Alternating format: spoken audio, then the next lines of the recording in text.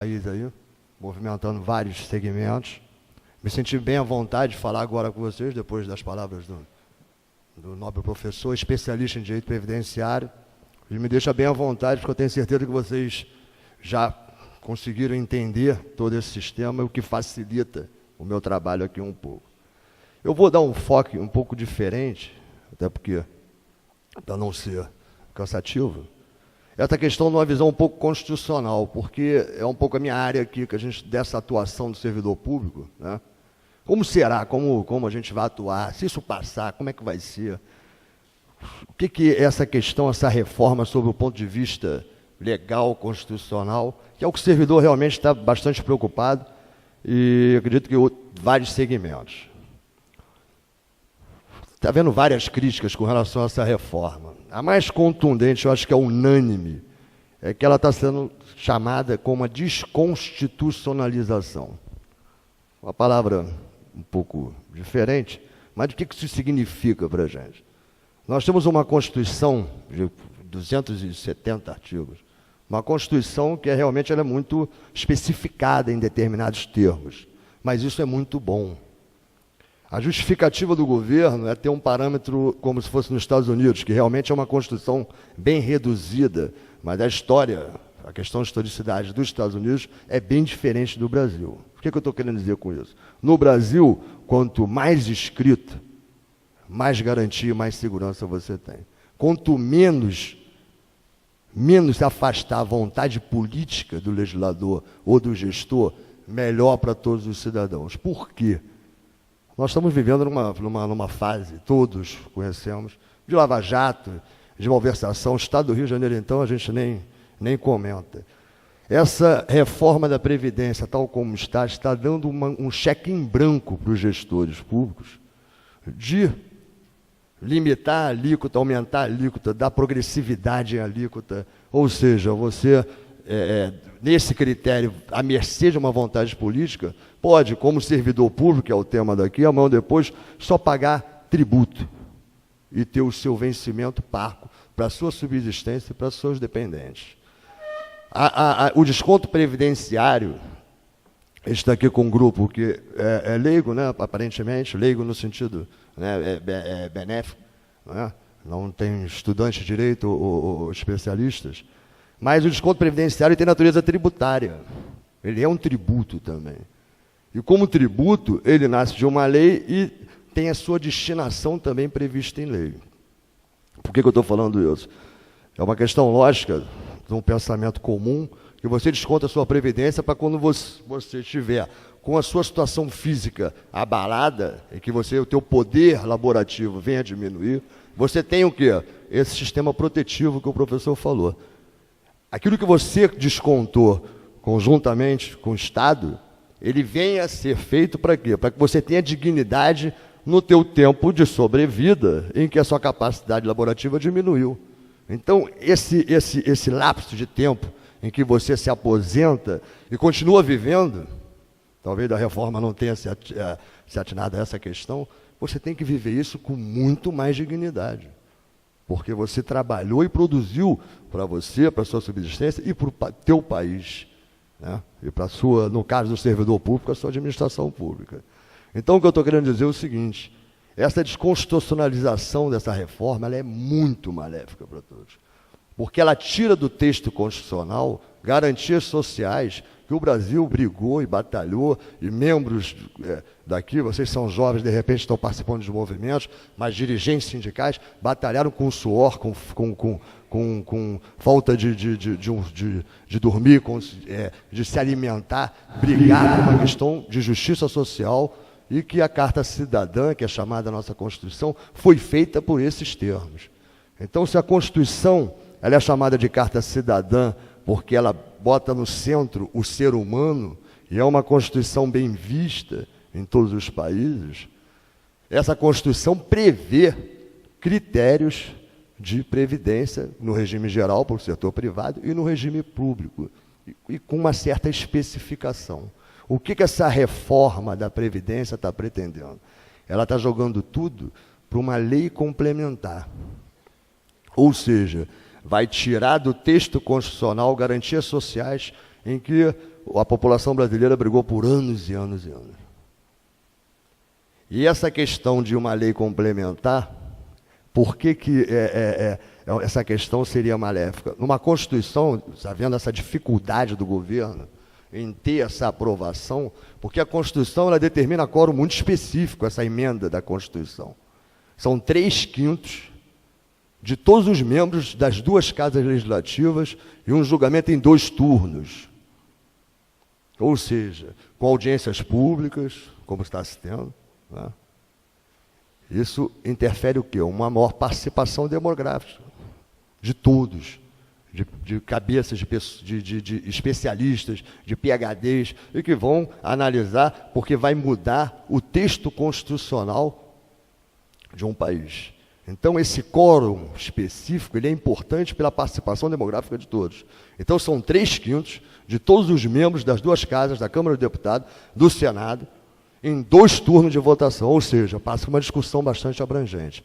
Essa reforma da Previdência, que pretende aí o governo Bolsonaro, ela, no seu artigo 40, que trata do servidor público, fala o seguinte: todos esses direitos sociais que se brigou de anos e anos, desde 88, acabou, é por lei complementar.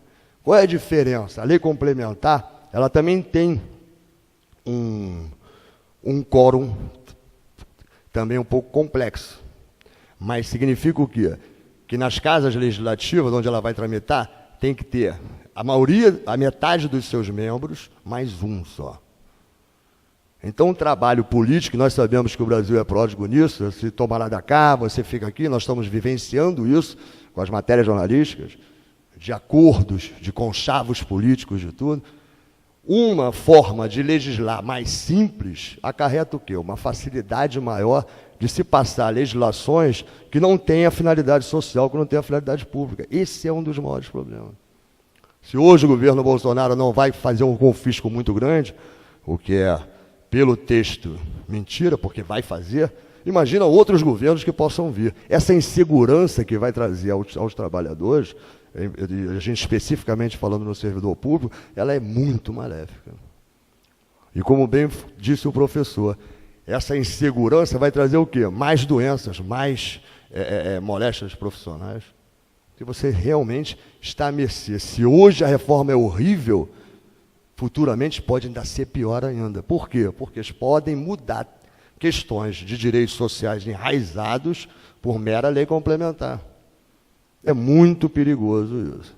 Isso está tendo um questionamento, lógico, de vários juristas, se realmente é constitucional ou não o que está se fazendo, porque a questão previdenciária é um direito social, e como direito social ela é cláusula pétrea. Para quem não entende o que é cláusula pétrea, a Constituição ela é feita sobre base do sistema democrático, republicano, direitos fundamentais, direito a ir e vir. Esses direitos fundamentais eles formam o esqueleto de uma Constituição. Se esses direitos fundamentais mudarem, tem que ser para uma nova Constituição, porque ele é o esqueleto, ele é o cimento, ele é a viga da Constituição, e não pode, por isso que se chama de cláusula pétrea. Ou seja, pedra, ela é o alicerce da Constituição, não pode mudar. Então, se estão querendo mudar direitos sociais, há o questionamento de que isso seria inconstitucional por esse sentido. Tá? Então, esse é um dos primeiros pontos em que se tem essa crítica e que, lógico, naturalmente, todas as organizações de entidades sindicais, de vários que são organizadas, eles estão já viabilizando, inclusive, ações no Supremo com relação a isso, tá?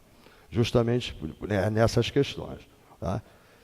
E por ser um direito social de longas datas, de muita briga por todo o povo brasileiro, eles já estão falando dessa aplicação da vedação do retrocesso social. Ou seja, se você consegue, através de mobilizações, das mutações naturais da sociedade, direitos e garantias sociais, você trazer e dar um retorno maléfico, seria a aplicação pura da teoria da vedação ao retrocesso social. Tá? Permitir que trabalhadores tenham que contribuir por 40 anos, aumentar a idade, fazer com que pensionistas só consigam alcançar 60% do valor da pensão, no texto da lei, fazer com que os dependentes somem os outros 40%, ou seja, está limitado. Se você tiver 4 filhos, você pensionista, você vai conseguir ter 100% da sua pensão. Você cônjuge, do ex-segurado, do instituidor da pensão, você só vai ter 60%. Isso nós estamos falando num critério de pensionista com 60, com 70 anos de idade, e o pior, o instituidor da pensão contribuiu na sua integralidade, dos seus proventos, dos seus vencimentos, inclusive quando se aposenta, para essa finalidade. Por isso que é tributo. Tem a origem na lei e a finalidade prevista em lei. E ele sabe que quando vir a falecer, todo o esforço que ele teve não vai compensar, porque os seus dependentes não terão aquele conforto que ele, pelo seu esforço, pretendia.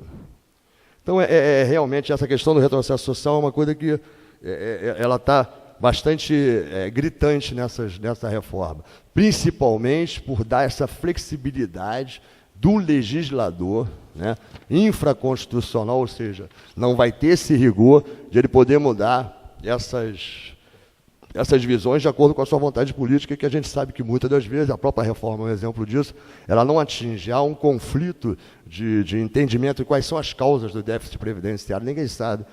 Vocês tiveram aqui debates primorosos com especialistas e que comprovam, através de auditorias, que esse déficit público ele remonta a várias situações no passado brasileiro, e não necessariamente esse déficit que eles chamam autuarial, que é per capita, ou seja, o que você desconta não vai servir como receita para a sua aposentadoria. É duvidosa essa afirmação. Não se tem até hoje comprovação de que seria isso. Até porque, no caso do servidor público, esse desconto previdenciário é pesado, porque é sobre todo o vencimento, se fala como Marajá, como se fossem os ricos do Brasil, quando na realidade não. O servidor público passa para um concurso público, tem toda uma formalidade, ele recebe o seu vencimento de acordo com um plano de carreiras, por leis, isso tudo. E se o desconto dele é maior, é justamente porque ele recebe mais, tá? E é justamente por isso. Então não há que se colocar como a causa desse déficit o servidor público. E o professor desmembrou bem isso, né? Falando que, inclusive, a causa é do regime geral, e não do regime próprio dos servidores públicos. Então, essa questão da vedação do retrocesso é uma situação que já está sendo analisada para uma eventual ação no Supremo Tribunal Federal. Tá? Ele também falou muito bem que essas questões de tentar acabar com esse déficit per capita que chama, de que você descontou não vai pagar, já vem sendo, desde a reforma da emenda 20 de 98, em que se aumentou também o tempo de contribuição e a idade. Então, desde de 98, vem se criando mecanismos, através de emenda constitucional, mas com mudança no texto da Constituição, não jogando isso para um critério de legislação infraconstitucional que a gente chama, que é a lei complementar, que a gente já falou que é problemático. Chegou-se a instituir, em 2013, essa aposentadoria complementar, o sistema previdenciário complementar, que visa justamente um sistema de capitalização para você complementar, uma vez que no entendimento deles que não se tem essa prova, o que você desconta não gera receita para você pagar a sua aposentadoria. Então, todas essas alternativas já vêm sendo criadas desde 98. Então, agora, impor uma reforma, que é uma das piores que se teve, realmente eu acho que, principalmente com uma carga muito forte ao servidor público, talvez não seja uma transparência, não tenha um reflexo realmente da finalidade em si. Economia se pretende com diversas outras situações, com melhor gasto público, né, pagando dívida pública de uma forma... a União pode emitir moeda, pode emitir dinheiro, então não colocar isso nas costas da Previdência. Tá? Então, já se falando sobre essa questão, já tem esses estudos nesse sentido, tá? Essa reforma, em termos jurídicos, ela é muito... ela cria mecanismos ardilosos, por exemplo, através de... Enquanto não tiver essa lei complementar, ela passa tudo para uma disposição transitória, disposição constitucional. Ou seja, vai se ter esse core, esse debate, que eu espero, que a gente acredita, da área, que vai ser muito difícil essa aprovação, né, por diversos segmentos da sociedade. E o povo brasileiro é um povo muito esclarecido, não vai permitir que tenha esse massacre no serviço público, com certeza. Eles estão sendo convidados para audiências públicas, junto à Câmara de Deputados, PhDs em direito previdenciário, pessoas que já tiveram oportunidade de conhecer outros sistemas previdenciários fora do país, tá? Estudar e fazer teses com relação a isso. Então, não é uma coisa que o governo vai se conseguir de uma forma tranquila. A tramitação ainda está, parece que numa comissão de justiça da Câmara, ela vai passar ainda para uma comissão especial e depois vem para essa votação que eu falei para vocês, de 2 turnos com 3/5 de todos os membros da Câmara. Depois vai para o Senado com o mesmo sistema, 2 turnos, 3/5 dos membros, e aí não precisa nem por aí para a promulgação do presidente, porque a emenda constitucional não precisa. E aí entraria em vigor. Até lá vai se ter muita discussão com relação a isso, eu tenho certeza, porque as audiências públicas têm revelado essa questão e juristas de todo o país também já estão se mobilizando nesse sentido. Tá?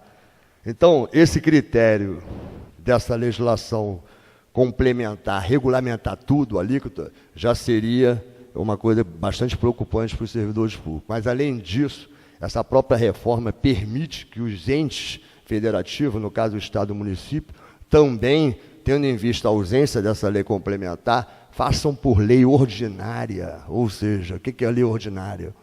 Assembleia Legislativa. Quem está presente, metade mais um, possa criar progressividade das alíquotas, criar alíquotas extraordinárias, se comprovar déficit, que a gente sabe que essas questões desses cálculos não têm transparência. Isso torna mais temerário ainda essa questão do servidor público. Tá?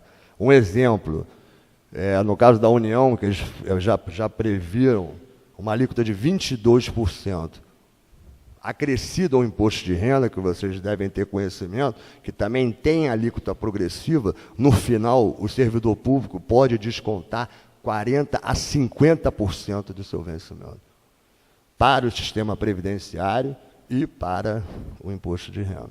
Então, muitos juristas têm comentado que essa questão dessa alíquota progressiva, dessa alíquota extraordinária, mais parece uma imposição do imposto de renda. Quando não há o imposto de renda a sua finalidade, como tributo, ambos são tributo, é justamente, se você tem maior patrimônio, você vai ter o seu imposto incidido, para que se possa fazer o quê? Um ingresso público para benefício de uma dignidade humana de todos os cidadãos, no caso. Já o desconto previdenciário, ele tem uma outra finalidade. Você desconta para quê? Para a proteção previdenciária sua. E o sistema sendo solidário no que exceder aos demais servidores. Então, se houver qualquer indício de desvio dessa finalidade, a natureza desse desconto é de confisco.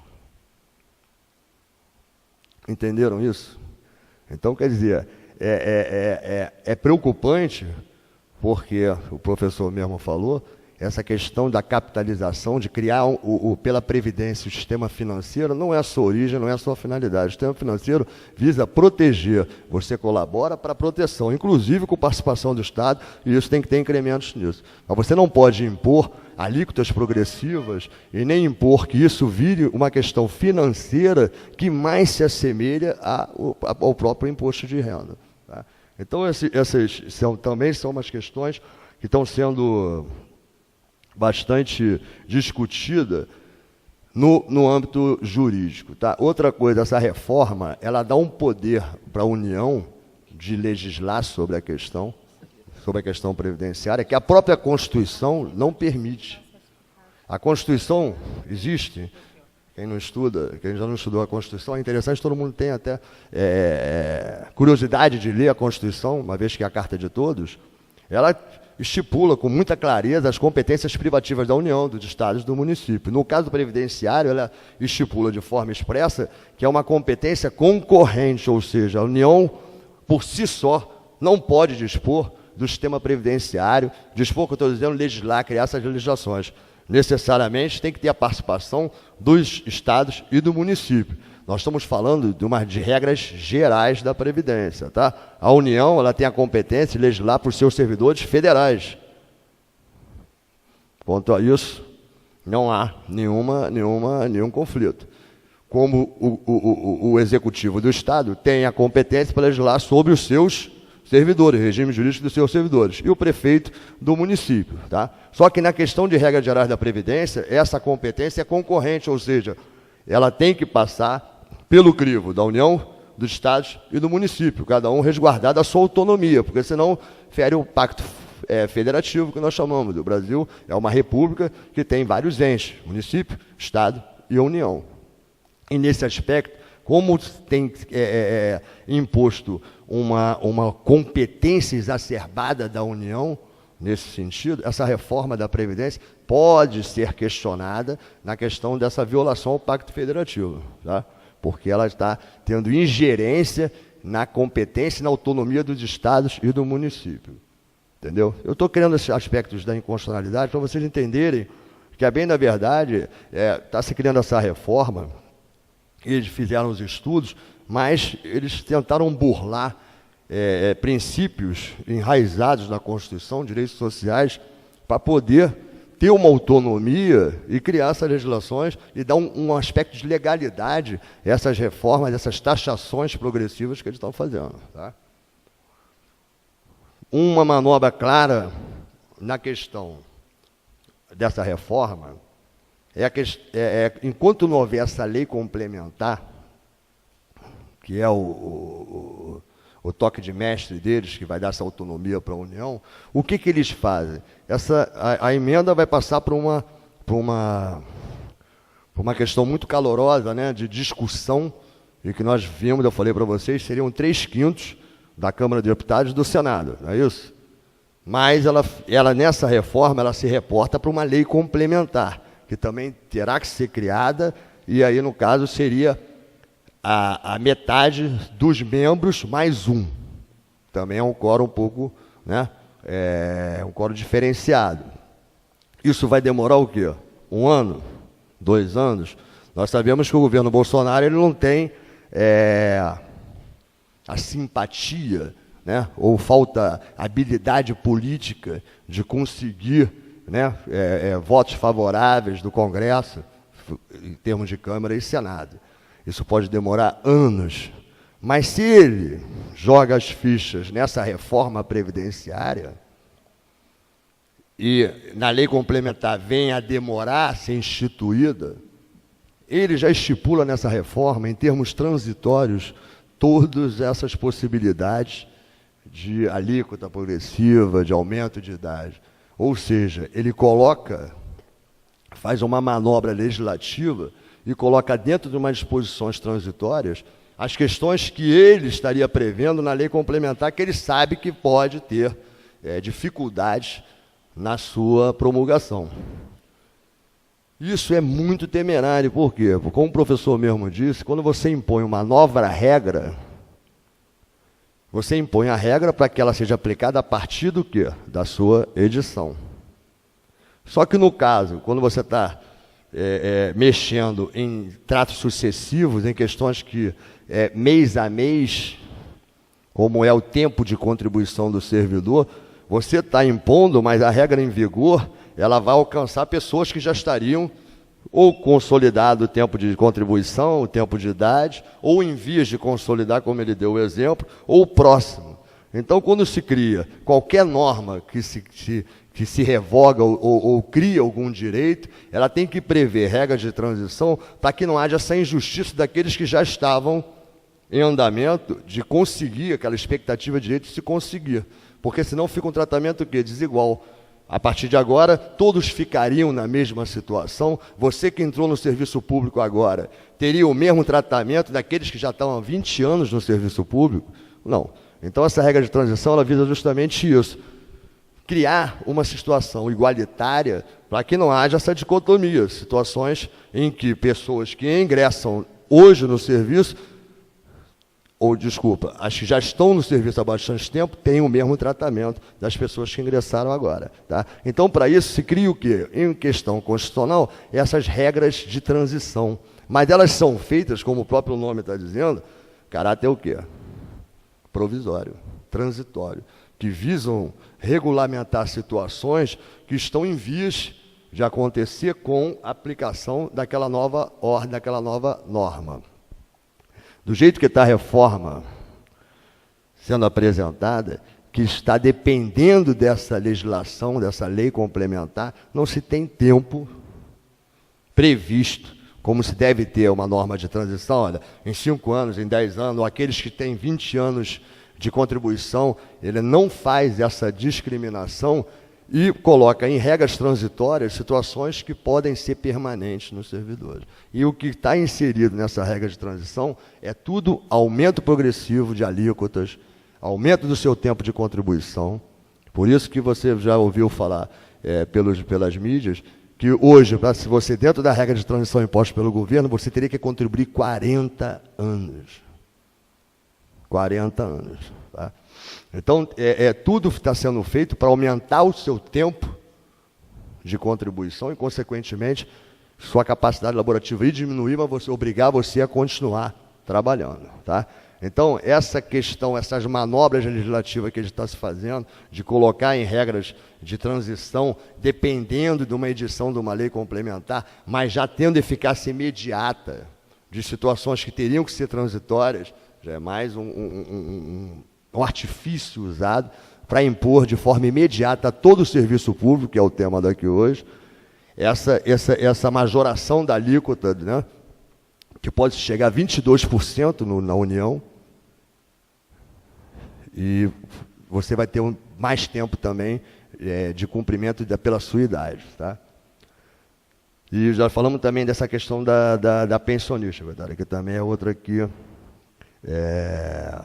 estaria bem afetado nessas questões. Outro ponto também que ele cria, que na verdade para a gente no Estado do Rio de Janeiro já é uma coisa efetiva, é essa legislação, a Previdência Complementar. Tá?